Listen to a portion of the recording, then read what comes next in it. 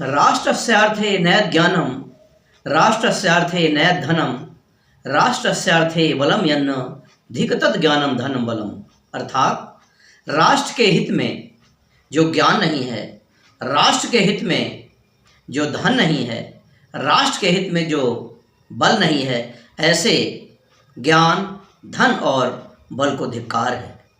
Video की इस श्रृंखला में मैं कविवर श्री छोटेलाल जी पांडे द्वारा विरचित प्रबंध काव्य वीरव्रती आजाद के द्वितीय सर्ग का काव्य पाठ करने जा रहा हूँ। आपने द्वितीय सर्ग का नाम दिया धन्य बदर का ग्राम।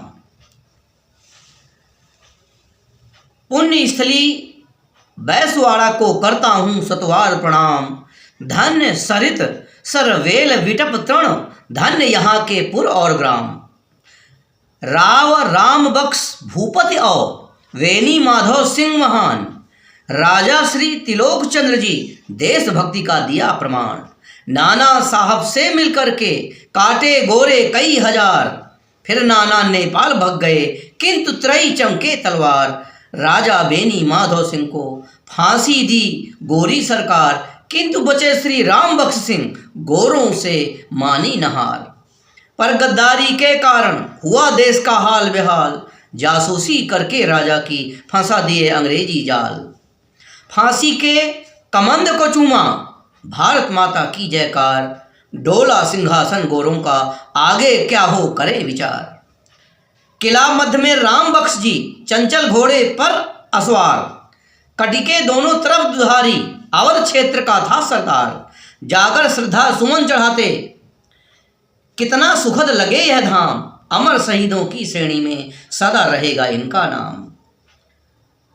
पास महाशिवजी देवालय जो लगता है अति प्राचीन, दानवीर लोगों ने इसको बना दिया है आज नवीन। ग्राम बदर का भी इस भू पर चंद्रशेखर पूर्वज स्थान, कान कुब्ज सब विप्र यहाँ के अलग अलग इन सबकी तान। एक क्षेत्र इतनी प्रतिभाएं मिले न जग में कहीं प्रमाण, पुण्य बैसवाड़ा धरणी में अब भी होता इनका गान। पूरब पश्चिम गंगा धारा जहाँ किसी को मिले न था, उत्तर पूर्व गोमती बहती सही सरित का सतत प्रवाह है। चारों तरफ सघन अमराई वट पीपल के बिटप विशाल, कहीं कहीं महुआ के तरवर तरु करील के कठिन कराल। आजादी के पहले राजा यहाँ सताए दीन किसान, विप्र वंश में दंभ भरा था इतर जाति को मिले न मान। पर किसान अपनी मेहनत से किया यहाँ पर माला माल, किंतु कभी दुर्भिक्ष पड़े तो आ जाता है इन पर काल। तब भी जमींदार के पिट्ठू इनकी छोड़े नहीं लगान, घर घर जाकर करें वसूली होते सब किसान हैरान। क्षुधा त्रसित जब जन हो जाते छोड़ गांव जाते गुजरात, कलकत्ता बंबई भगे कुछ जठराग्नि से मिले निजात। गंगा सई गोमती नदियां यद्यपि बहे चतुर्दिक ओर, किंतु विदेशी सत्ता कारण नहर नहीं थी कोई छोर। आज यहाँ वैभव अपार है, नहरों का है फैला जाल, हर खेतों में बोर खुदे हैं अब तो सभी लोग खुशहाल। चलो लेखनी ग्राम बदर का कुछ दिन वहाँ करो तुम वास, सीताराम तिवारी जी का लिखना तुम्हें अमर इतिहास। चंद्रशेखर के पितृदेव हैं अमर हो गया उनका नाम, धन्य हो गई माँ जगरानी धन्य बदर का सुंदर धाम।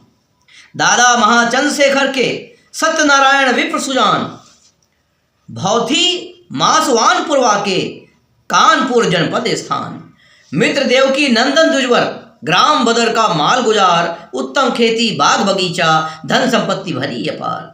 बड़ा प्रभाव क्षेत्र में उनका जाते थे राजा दरबार, करते सदा मंत्रणा उनसे करें सदा उनका सत्कार। नाना साहब से भी परिचय जो बिठूर के राज प्रधान, मिश्रा जी को सदा बुलाते जब करते थे कोई दान। गाय बैल की अगणित संख्या नौकर चाकर करते काम, द्योड़ी में द्विजवर का आसन दिन में आते लोग तमाम। मिश्रा जी अति पहलवान थे, कुश्ती में थे क्षेत्र प्रधान, मध्य गांव में बना अखाड़ा आंजनेय का ध्वजा निशान। घर परिसर के अंदर मंदिर राम जानकी का दरबार, नित्य पुजारी पूजा करता करे विप्र की जय जयकार।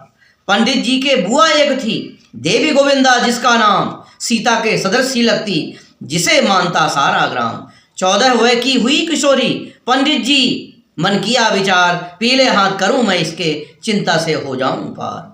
केवल बुआ मात्र है मेरी, इसका ही सब कुछ घर द्वार, अच्छा लड़का मिले कहीं भी, चाहे हो वह बिन परिवार। हो पवित्र अपना घर आंगन, बस्ती भर में परम हुलास, इसका ही सारा धन दौलत, जिससे न हो कभी निराश।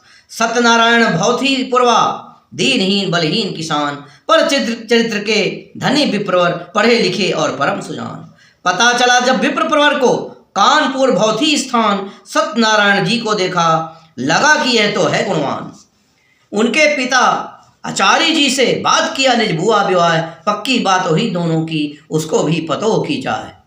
लग्न तय हुई शुभ विवाह की, खुशी खुशी आई बारात, पूरी हुई रस्म शादी की, हुई विदाई शुभ प्रभात। बहु सुलक्षणा देवी स्वरूपा, देवी गोविंदा सार्थक नाम, पंडित सत्यनारायण घर को यही बनाए तीर्थ धाम। आगे चलकर पौत्र रूप में महाबली लेगा अवतार, चंद्रशेखर आजाद नाम से जानेगा सारा संसार। भारत माता का सपूत वह, सत्ता को देगा ललकार, जब तक जीवित रहा वीरवर, सदा डरी गोरी सरकार। देवी गोविंदा देखा परखा, कैसा घर यह बना विपन्न, विचलित होती दशा देखकर, थी बेटी घर की संपन्न। कर स्मरण मात सीता का, जिनके पितु थे जनक नरेश, निर्वासित जब राम हो गए, संग चली सह विपति कलेश। मन संतोष हुआ तक्षण ही, ससुर सास पितृ मात समान, अपने पत्तो राम सदृश हैं, इनसे ही अपना सम्मान। इधर देवकी नंदन द्विजवर के मन हुआ परम बैराग, धन संपत्ति उन्हें लग रही जैसे काट रहा हो नाग। खुर्द बुर्द कर डाली संपत्ति, बने सुदामा विप्र समान, घरवाली भी हुई दिवंगत, अब घर लगे सदृश मसान। दुल्हन भतीजा मरण सुना जब, आई पति देव के संग, पीहर घर का हाल देखकर रह गई देवी गोविंदा दंग। भैया यह तुम क्या कर डाला, समा गया क्या मन शैतान, कितनी सुदृढ़ गृहस्थी अपनी, आज लग रही है सुनसान। द्विजवर को बैराग चढ़ा था, उनके मुख में लगी लगाम, दाय क्रिया पत्नी की करके, फूफू को सौंपा धनधाम। कहाँ गए कोई न जाने, आगे का विलुप्त इतिहास, सत्यनारायण देवी गोविंदा दोनों मन में हुए निराश। सत्यनारायण मन में सोचे, सदा विधाता हम पर बाम, क्रोधित सदा लक्ष्मी रहती, यहाँ भी धन का हुआ विराम। पत्नी उनकी समझदार थी, कहने लगी सुनो ममनाह, दोनों का मन सदा एक हो, एक दूसरे की हो चाहे।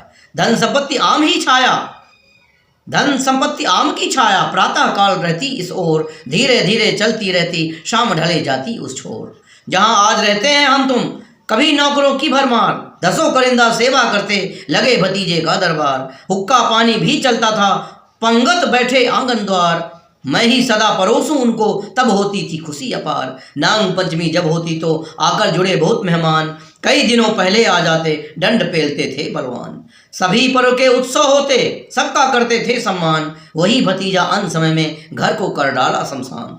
सत्यनारायण सुने जा रहे, आया मन में अति उत्साह, सही काम करना है मुझको, पहले भटक गया था राह। निर्धनता दंपति दिन बीते, देवी गोविंदा सीय समान, ऐसा कुछ आभास हो रहा, आने वाला है मेहमान। शुभ मुहूर्त में पुत्र जन्म ले, नाम रख दिया सीताराम, सत्यनारायण देवी गोविंदा का मन रमा बदर का।